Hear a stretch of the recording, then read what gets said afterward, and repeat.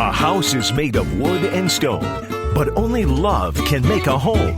Welcome to the RepcoLite Home Improvement Show, helping you make your home into one you'll love even more. Here are your hosts, Dan Hansen and Betsy Thompson. Well, happy Saturday, everybody. Happy Saturday, Betsy. You're back. I am. Yeah. You know, guest appearance. Yeah, guest appearance right off the bat. Uh-huh. Now, this segment, or this show today, is going to be a little bit of a best of. Mm-hmm. You know, we're trying to kind of rework the show a little bit and figure out where we're going to go, how we're going to pull this off, and which direction we're going to take it. It's going to keep basically the same format, but, you know, it's just trying to get somebody else up to Betsy's standards in a week's time. You know, I got some really big stilettos to fill. That's all I have to say. That is true. Betsy has, you wrote a few blogs right at the beginning when you started working with me. Yeah. You helped me write some of the blog posts. My alter ego. Yeah, you wrote under the name The Purple Stiletto. Uh-huh. And we kind of had the joke that it was like a superhero name. It is. And I think my superhero was the Red Ranger. Yes. Right? That's who I got to be. Yes. Definitely felt like a sidekick right from the start. It's like Batman and Robin. Yeah, I'm Robin. But anyway, yes.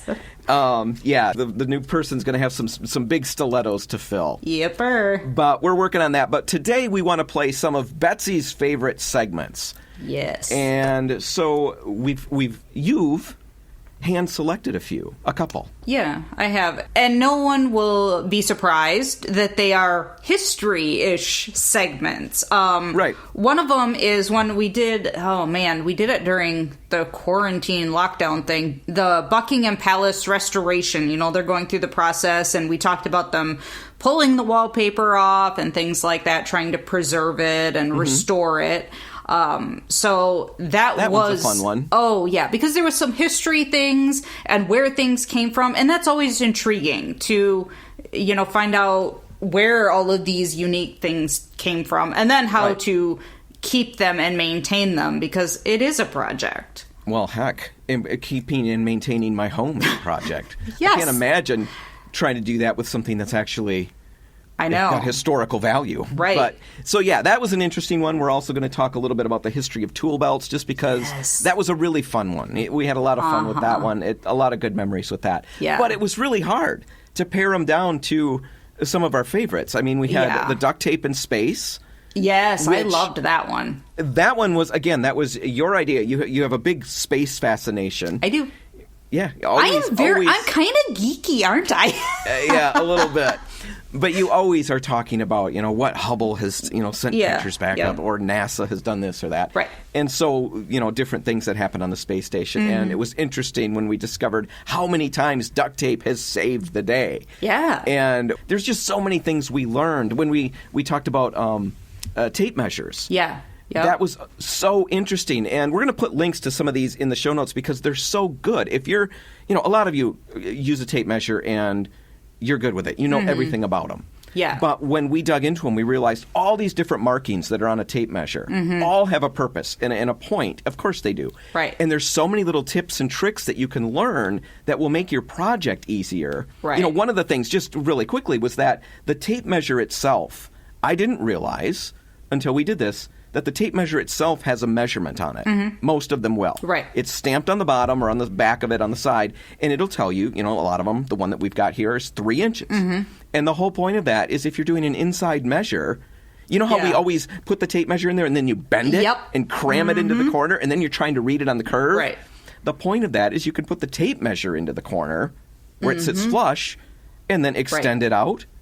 And there you go. You've got your measure. Yes. Just add 3 inches to whatever you're reading. The other thing I thought was hilarious about that one was the fact that the little clip on the end of the tape measure, you know, the little grabber. Yep. I'm sure there's a technical term for it, and it escapes me right now.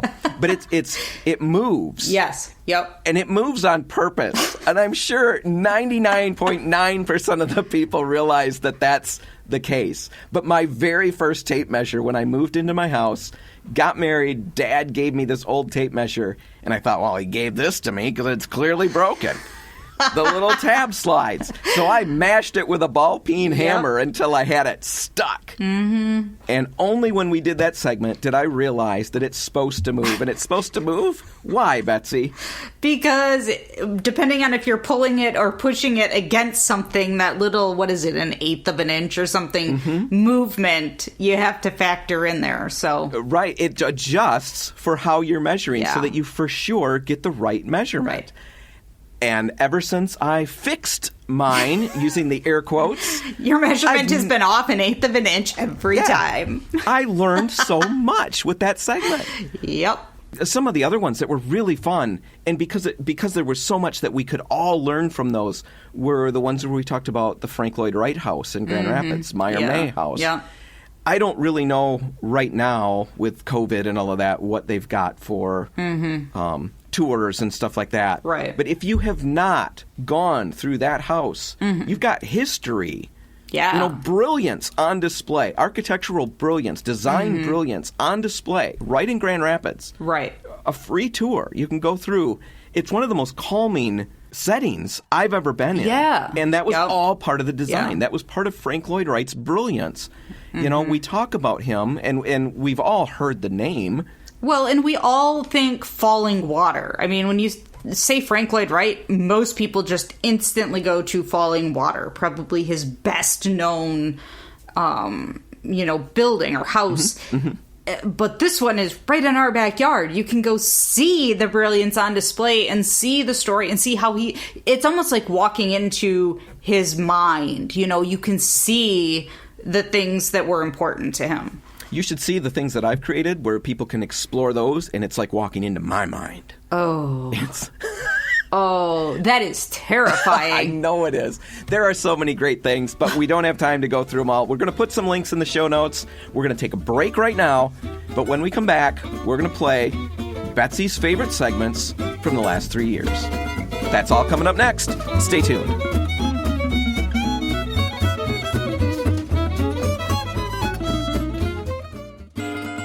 Helping you turn your house into your dream home. This is the RepcoLite Home Improvement Show, presented by Benjamin Moore on News Radio Wood 1300 and 106.9 FM. And we're back. I'm Dan Hansen. And I'm Betsy Thompson.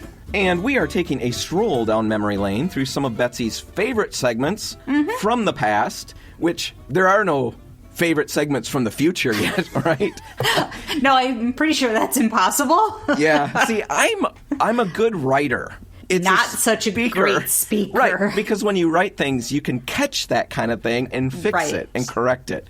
When speaking, it always makes me time. laugh that you were an English major.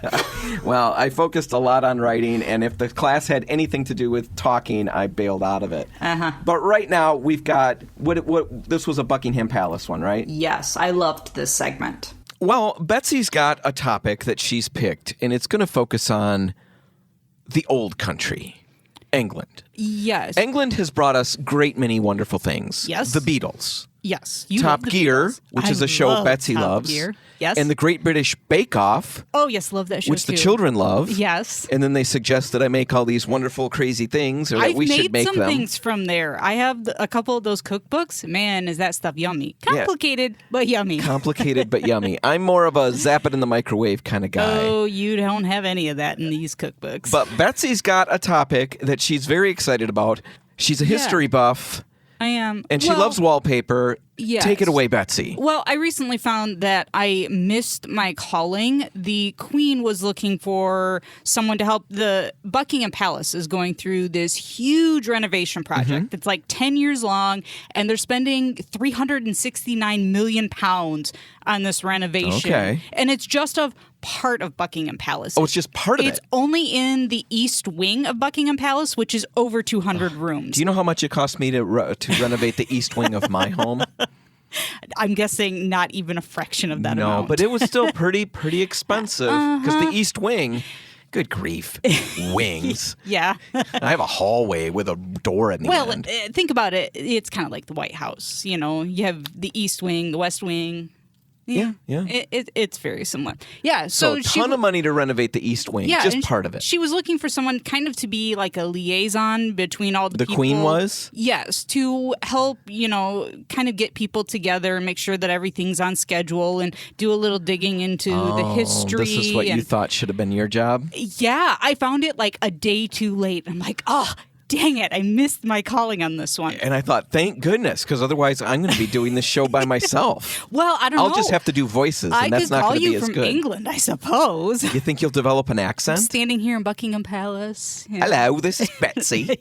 Yeah. Calling from England. Uh-huh. Yeah, so the renovations at this point in the East Wing, it's to take care of old pipes. They're replacing them, and they're replacing old wiring, and they're also doing a lift installation. For our American English-speaking friends, a lift is what? An elevator. An elevator, not something in our shoes. Right, exactly. So they're putting in an elevator, and it's just outside the yellow drawing room, which is a very the famous drawing room. Yes, they receive a lot of people in the yellow drawing room in Buckingham Palace. And in that yellow drawing room is some wallpaper that is very, very, very old. They don't know exactly how old, but they don't even know how old? They're not exactly sure when Can't they it was carbon made. date it? No, they know it's Wait a minute. 19th century. No, wait a minute. We can look at cave paintings and figure out that they're 35,000 years old. Haven't done it yet. Well, maybe maybe that's they're part not of the working process. hard enough. They Maybe know it's 19th century. Maybe they need somebody like me Good grief. to point that out. So I also missed out on my calling. Right. All right. So we're both missing outins. Yes. I don't think that's a word. No, I don't think so. So anyway, it's Old rare wallpaper. Rare 19th century Chinese wallpaper, and it's kind of decaying a little bit, like it's super fragile, and they're afraid that it will kind of start to crumble off the walls with the rest of the projects going on, especially with the banging and the vibrations on the wall. They're afraid it's just going to come right off because it's so fragile. And so they're actually taking it down piece by piece. I saw a picture of a guy with a butter knife, and he is going behind it. How do they say butter knife in England? I have no idea. Do you want there's not a special word for that. I have no idea. Shoot. The picture did not say. It just showed the guy. Just say butter knife with an accent. No. I'll let you do Butter that. knife. Okay, I'm going to let you be the accent king over Go there. for it.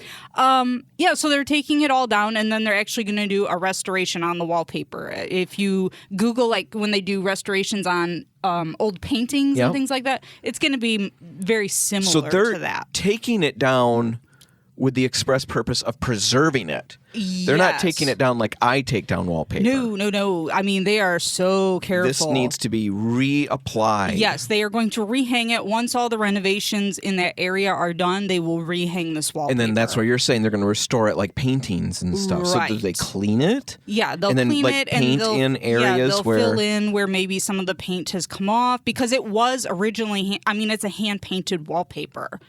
So, oh my goodness. Yeah, and there's a lot of it. We'll put some pictures in the show notes. It's absolutely stunning. It's gorgeous. So it was actually hung by Queen Mary way, way, way back in the day, and she found it in like a storage Queen closet. Mary, is that the one Bloody Mary? Because there's a Queen Bloody Mary. I don't. She think hung a lot of people too, I think. I don't think it's the same one. Maybe. That would be really, really ironic. She hung the wallpaper and this entire group over here. Anyway, that's just lost to the ages. So she found it in the Brighton Pavilion right after World War I. And Brighton was back in the day a seaside retreat for the rich and famous, like back in the 1780s. And Prince George of Wales went there for health reasons back in the 1780s. And he was a little bit of a vain and extravagant man, and he loved the arts and architecture and fashion and just overall good living. No, we're not saying that. Anybody who loves those are vain and extravagant people. But he for sure was. I mean, he loved to party and he loved to spend money and go into debt. It was not pleasant. So he decided in the late 1700s to transform the home that he had been living in. It was a little villa. He decided to transform it into the Marine Pavilion. and he loved the mythical Orient, anything to do with the Orient. So, like dragons and... Yes, he loved Chinese and Japanese art and furniture and things like that. And so he's actually the one who procured this hand-painted wallpaper. So again, we're not exactly sure of the date, but we know it's in the 19th century. And how was this? I mean, like when paper was done that way, was it just somebody made a bunch, or was it hired out for him? This was hand painted for him. I assume that's had to be how it was. I don't know, because they didn't just make a bunch of it and he bought some. I don't know that they made a bunch. Did he have to buy of it in double rolls? Because it's priced out in singles. Yeah, this is only panels. sold. This is almost like a giant painting. It is not. You just like completely our left that on the typical- table. I did. The big wallpaper struggle. It may be just one, like, giant panels is what Okay. I'm guessing. I All don't right. know. 'Cause So we the bought a pictures aren't panda close of or a panel of wallpaper. Yes. So in 1811, he was sworn in as Prince Regent, and from 1815 until 1823, he transformed that villa into, if you see pictures of this palace, it is Orient all over. I mean, just it looks like you have stepped into some Oriental painting or something. Okay. So he takes all this money. And that was what year you said? 18? From 1815 to 1823, All it right, goes huge through this renovation huge process. transformation yet again because he had the money. Well, unfortunately, he becomes king in 1820. Unfortunately, he becomes king? No, unfortunately, he dies in 1830, so he did not have much time to enjoy. Oh, isn't that the way of it? Yeah. So after he dies, his brother, William IV, becomes king, but he dies 7 years later. Oh, they're just dropping like flies over there. I know. For some reason, that particular line was dropping like crazy. So he was followed, William Royal IV. flies. Yes. Yeah. He was followed by Queen Victoria. We all know about Queen Victoria. And in Right. 1837, she Videoed? Yes. She videoed the process in No. 1847. 1837. Yeah, hand cranked video. Very rare. She visited the palace, visited. and the town was really excited. You know, oh, this the is Queen's great. coming, yay! Well, the problem is she was not comfortable there. It wasn't big enough for her family and her entire entourage, and she did not. I know that pain. The entourage I come with, the screaming fans. It's like when the Beatles go anywhere. Well, went anywhere. Right. So yeah, her and I, we were tight. Well, she also didn't like the association with George. She just didn't like what it represented to her. Why? And so because The of extravagance, the vain arrogance. Yes.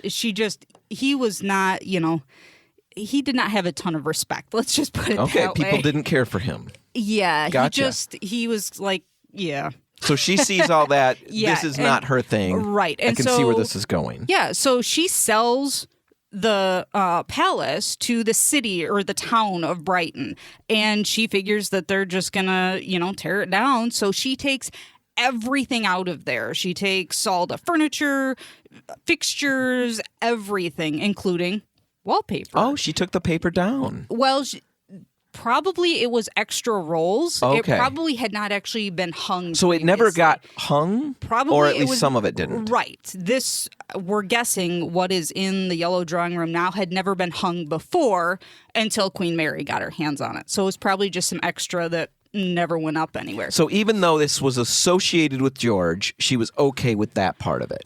Well, she just could put wanted it to back up. preserve all of this Gotcha. stuff. Yeah. How much more do you have? Because we're running tight on a break. Do you want me to let you have- go? Like free range this? Or do you think we should carry it over? I have a tiny bit more, but we can carry it over. All right. Yeah. Can you hang with me over the break? I suppose so. All I've always right. wanted you to ask. We'll be back in the studio with me and Betsy. And Queen Victoria. Yeah, historical travels with Betsy. Right. We'll finish this story just around the bend. Stay tuned.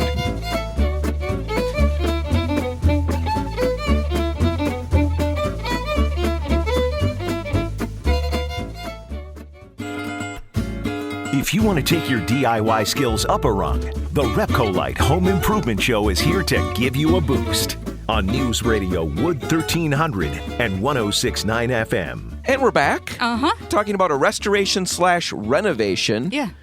at Buckingham Palace. The words mean different things. Yes. History, Betsy. Please enlighten us. Renovate means? Renovate is like when you do some updates and things like that. So the fact that they're putting in an elevator and updating wiring and plumbing and stuff like that, that's the renovation. The restoration is preserving the old things, repairing what is old so that it'll be around for years and years to come, like it already has been. All right. And we're going to finish this little talk. I'm going to have you backtrack just a little bit to catch everybody up. Okay. But first, take care of some business.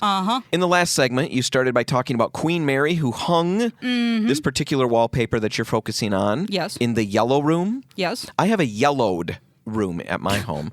This was a yellow room. Drastically different. And I wondered if it was Bloody Mary.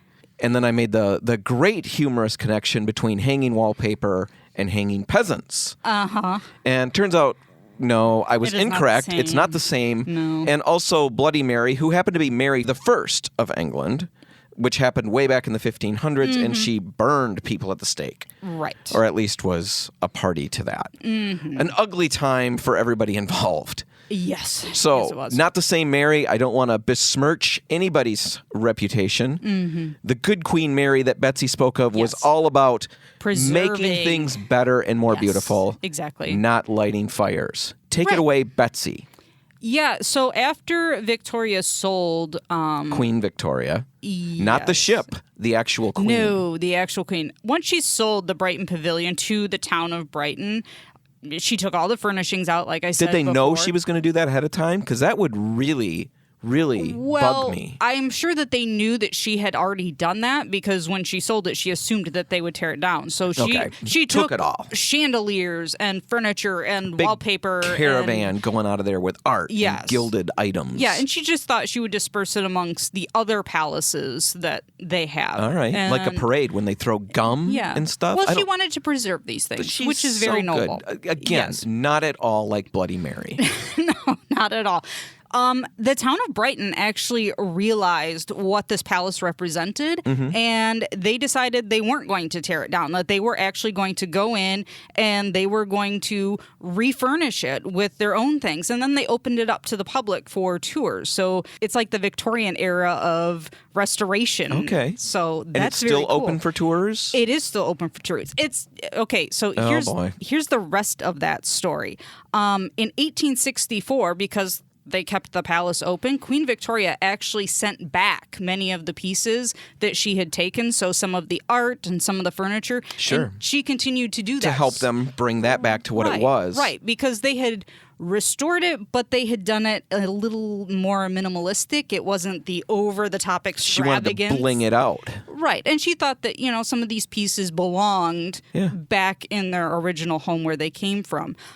During World War I, it was actually used as a hospital for Indian soldiers, and at that time, interiors got altered and they got damaged, and there was just some neglect that happened because everyone was busy with other things. And so in 1920, a restoration project began where they brought it back to what it currently is. And again, they sent as much furniture as they could, furnishings, things like that. From the original. Back there. Because it seems like in the royal culture, the stuff just kind of flows through the different palaces depending on what's going on. So they actually have a thing called the Royal Collection, and they kind of house a bunch of stuff, but they are in charge of sending things right now that are in Buckingham Palace. They're taking as much out as they can, furniture and chandeliers and things like that, and they're relocating them to other palaces. So some of this stuff will actually go back to the Brighton Pavilion if it was originally there, and it'll just kind of float around. My children are going to get the dispersions from the Hanson collection. Here's the wicker chicken that my dad used to put belly button lint in. Good prized possession. I assume their collection is far different than mine. The pictures are amazing. And there was a list, I can't remember where it was. The amount of stuff, it's like 200 works of art and 80 chandeliers. And when I say chandeliers, these are huge, massive chandeliers that will take up an entire room in, a normal house. Furniture, just everything. And they have it all, 200 books. And so it just kind of floats around. But it's really cool to see, the restorations and the the renovations. preservation of everything. It Now, just kind of goes... get me back to the wallpaper, because you're saying how they're sending everything out of Buckingham Palace, and yet what Yeah. you started talking about was a renovation of the East Wing of Buckingham Palace, correct? Right. Well, the wallpaper, we're assuming that during this renovation after World War I, we're guessing that that's probably when they discovered this wallpaper. They found it there. Right. As they were going through, they found this wallpaper, and so they take it to Buckingham Palace and they put it on the wall. And that was in what year? Do we know? They don't have a year. They just say Queen Mary brought it back, and they say it was after World War I. That's all they say. So the paper goes up in the East Wing, and now they're doing a renovation here again. Yes. Or a restoration. Both. Both. Yes. And now they're painstakingly taking this paper down. Yeah, and they're preserving it and bringing it back to what it originally was. Hand painted, that's not easy to do.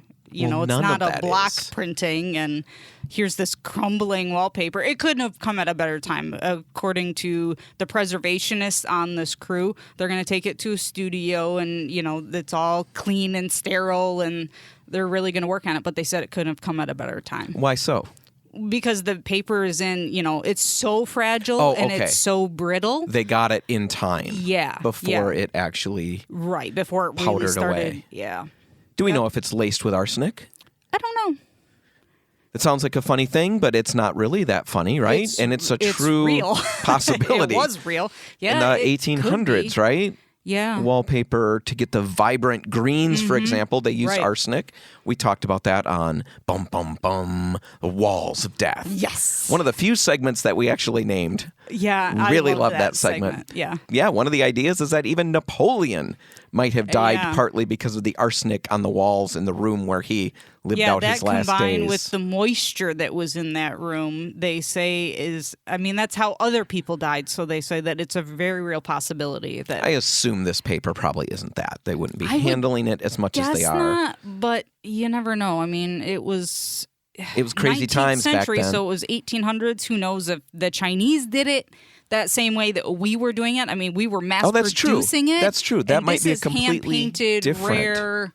Yeah. So A Google for another day. yeah, I think so. So your overall point with all of this was just the trip down history lane? It was, and just how cool is it that they are preserving this wallpaper, that they're restoring this wallpaper to what it used to be. Here we just go and we tear wallpaper off the walls willy-nilly and just, whatever. Mm-hmm. But here they're painstakingly, with a butter knife, taking it off the walls. I want everybody out there who's looking at the walls of paper that you've got with the tiny little country prints, the little baskets and the chickens, and you're bemoaning the fact that you've got this dated wallpaper. Maybe it's time to preserve that You know for what, the next though? generation. Some of the photos of this wallpaper that's up there right now, there are similar wallpapers out there. They're more mural types of wallpapers, but they are out there that you can actually purchase. So how cool would it be to have a wall of that? Wallpaper itself is one of those things that I was not a big fan of.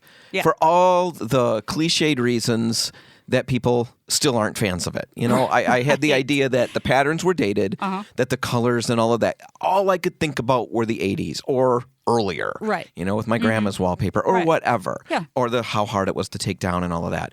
You've completely converted me, and using Yes. it in the right places, it can really make an incredible difference, more so than almost anything else. It can almost be a work of art in and of itself. Paint is great Yeah. to work as a supplement or for most of the room. Right. But wallpaper in a unique place or on just an accent wall or whatever. Yeah.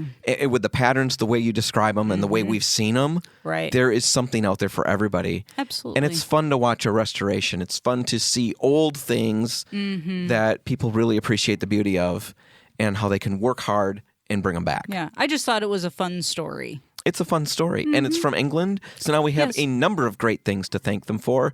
Lifts, loos, the Beatles. And What the else word did I say? whilst. And the word whilst. That was one of the things as I was reading. Whilst this is being done, I giggled to myself. Well, whilst you're thinking about everything Betsy just talked about, we're going to play some commercials, and then we'll be back with something else exciting. Exactly. Do you even know what's next? No. Yeah, we'll figure it out whilst we're waiting. Stay tuned.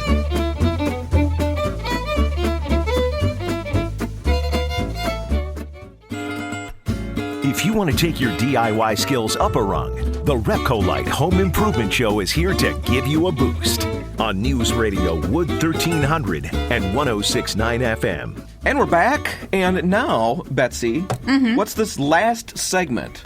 This one is all about tool belts, and I hope that everybody out there finds it as intriguing as I did, because I actually learned a lot in researching this segment. Yeah, I did too. Tool belts, brought to you by Betsy. Yes. But before we get to all of that, Betsy's going to take us down the historical trail a little bit. Well, and we're going to talk about slightly. tool belts. Yes, because... And where they come from. Well, yeah, because I think... And it's I firmly way more believe- interesting than you think. Well, it is. I firmly believe that every single person should have a tool belt. And a lot of people think that it's totally a guy's thing. You know, women sit there and go, oh, it's a tool belt. You know, I don't want to wear one of those. Oh, it's definitely a guy thing. It's definitely got that idea behind it. But wait. Let's take a little step back in history and find out where they really came from. Because it wasn't always called a tool belt. In fact, it used to be called a chatelaine. These things date actually back to ancient Rome, but they really became popular in like the 18th and 19th centuries. And it was usually actually worn by women. It was something that they would pin to the waist of their skirt or their dress. And it had these chains that hung from it. And on those chains on the ends, it would have all the things that they would need for the household duties. So usually it was the woman of the house who would wear this. And she would have, you know, a thimble and a needle and some thread and perhaps a little tiny notebook and a little itty bitty pencil so that she could take notes on what was going on. All the little things she needs. And I went to Wikipedia. Yes. That source for flawless information. Of course. But it talks about this. Ancient Roman women wore them, as you mentioned. Yes. And they put nail cleaners, tweezers, as you mentioned, and ear scoops. I would love to know exactly what an ear scoop is. I think it's for getting out wax instead of Q-tips, or it's like some people use the Is candle it like an thing. ice cream scoop, just a little tiny? Well, Does it have one of those clickers so that when you get a big scoop of the wax out, you can just click that little thumb thing and it falls into your bowl? Well, not into your bowl. Ugh. Oh, heavens, no. Into the garbage bowl. But that's just the ancient Roman women. Right. Roman Britain women. I found this absolutely enthralling. I cannot get this image out of my head. Women in Roman Britain, Wikipedia tells us, wore chatelaine brooches from which toilet seats were suspended. Please explain, Betsy. Toilet seats or... No, toilet seats. Were suspended. Yeah, that's what I don't want to know. walk around with is a big old toilet seat around my neck, Well, just in case. Sometimes they wore like perfume and different things like that. So after... Oh, wait. Did you misread? Just kidding. It's toilets. It's toilet sets. I don't think they Not mean... a seat. Darn it all. Yeah. Shoot. It's Wow. a toilet set. It's what you're talking about. Wow. We just went down a road that I had no That idea is we so could... dumb. Okay, are we ready Seats to move on now? has an A in it. Yes, it does. Anyway, why don't you just carry on with your chatelaine? I'm going to put my toilet seat necklace down. That would be good. So once we got past that whole area, you know, with the little things that you would use. What area? What I was talking about? Yes. Okay. That area. Later in the 19th century, it became popular to have things like if you were practicing archery as a woman, you would actually have the tools that you would need to practice archery hanging from these things. So that you'd walk around the house wearing this? Well, when you went outdoors to practice. I would never cross. Well, in the pictures, it is that more like a person. belt. It is no longer like this little pin that was stuck there. It was more like a tool belt. All right, so it's starting to sorts. develop into a belt. Yeah, exactly. And then later, it was like the 1870s, the early 1870s. All of a sudden, they come out with garden versions for all these tiny little tools. And it was really impractical. It was not designed to actually be used outdoors very clearly. But by the late 1870s, they had a sailcloth version, which looked very much like our canvas versions today and held regular tools so you could go out and do your gardening. So we're seeing the progression start to But it happen. was still largely women who wore these. It was still largely women. Men were not wearing them at this point. No, men had, you know, the chains for their pocket watches. We had the toilet seats hanging around our necks. Right, exactly. Because we know what's really important. Right. But it wasn't until the late 1880s, 1950s into the early 1900s that you really see a version of an actual tool belt come into play. And it was worn by nurses. They had these leather pouches that they would put all of their tools in. It was worn on their hip, and, you know, whatever, the little scissors and gauze and whatever else they would put in there. And so it was basically the very first version of a modern day tool belt. So when did it make the transition from that to what we see today in construction? There really because is... we don't see nurses wearing utility belts anymore. Well, no, and my hunch is there is no like set, this is the time when it swapped over, but that nurse's tool belt just, you know, kind of changed and morphed, and eventually you have the modern day tool belt. And, you know, now it's kind of a staple thing that every construction worker has to have, you know, whether they're a metal worker or they're a pipe layer or it an certainly electrician. Makes everything that much more convenient. Right. And even for a do-it-yourselfer, having a tool belt, you know, I have one here. Yes, and I felt a little out silly. The hard way, didn't you? Well, I did. I felt a little silly with this because I instantly pictured the home improvement television show with the right, and that was never my thing. Right. So the tool belt felt a little bit over the top for me. Right. But I always, when I'm working with anything, my problem is that I take tools everywhere and I leave them everywhere. So the tape measure's over here and I forget where that is, or the pencil, or the fasteners, or you name it. And then I put this tool belt on. I didn't want to use it. I put it on because I just got sick of looking for stuff. Right. Completely changed how I worked. I mean, it's so much more convenient and so much more efficient. Well, that's why a lot of the construction trades do make it mandatory that you have a tool belt, because if you look through the forums online, a lot of guys actually say they tend to wander around and do whatever in the morning when they get to the job site if they don't have their tool belt on. If they do, they're ready to get straight to work. It just puts you in that mindset. Picking the right one is something that's a little complicated. There We're going to dig into that. So many of them. Yeah, and I think we'll dig into that on another segment because there's a lot of great little tips out there to help you figure out the exact tool belt that you should get. And what you should put in it. Right. You don't want to get one that's way too big or you'll never use it. Right. And way too small is really not going to be that beneficial. And we'll argue about if you should wear it in the front or in the back. And if a toilet seat should be incorporated into it. But that's all coming up on another segment, on another show. Yes. And ladies, one last little factoid for you. The Italian fashion house Fendi actually presented in their fall 2008 collection a skirt combo that featured, wait for it, a stylized tool belt. Oh, it's coming back for the ladies. It's coming back for the ladies. Well, that's very cool. Thanks for that little factoid, Betsy. No problem. And Betsy, that is it. That's all the time we've got. Isn't that great? Why do you think my voice does that? I don't know, but I think it's perfectly fitting that it happens one last time on my send-off that you sound like Mickey Mouse. Good grief. I am so sick of that.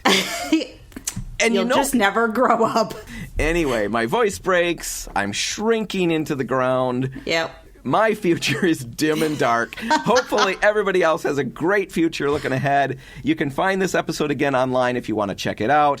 RepcoLite.com. We've got all kinds of stuff there. Betsy, you've got these color inspirations that I really think are literally brilliant. I love those things. There are photographs that you've taken over your travels. Yes. And then you paired them up with Benjamin Moore colors. What was the whole point behind this for you? It was just, I've seen other things online where they take a photo and then they pull colors from those photos and put them up there, but then you're choosing colors off of a screen. You know, there's no numbers or anything. Right. So by using Benjamin Moore ones, you can actually go to the store and find the actual color that I have pulled and create a color palette out of them. And then it's just kind of some of my ramblings, some of my thoughts that go along with these photos that just kind of, you know, help you see where I was coming from, either when I took it or just some things I was thinking about when I see it. Peruse through some of them. There's a whole bunch of them out there. You can find them at RepcoLite.com. Whatever you do today, make sure paint's a part of it. All the RepcoLite and Port City paint stores are open until 3, ready to help. Betsy, that's it. I'm Dan Hansen. And I'm Betsy Thompson. Remember, if you're about to lose your DIY sanity, we can help you fix that crazy. And we'll help you figure out whatever you've got going on, whatever it is. Home improvement stuff, paint stuff, you need a color figured out, your toilet's clogged. We're here to help. We'll always inspire you. We'll always inspire you to unclog your toilet. Right. Thanks for listening.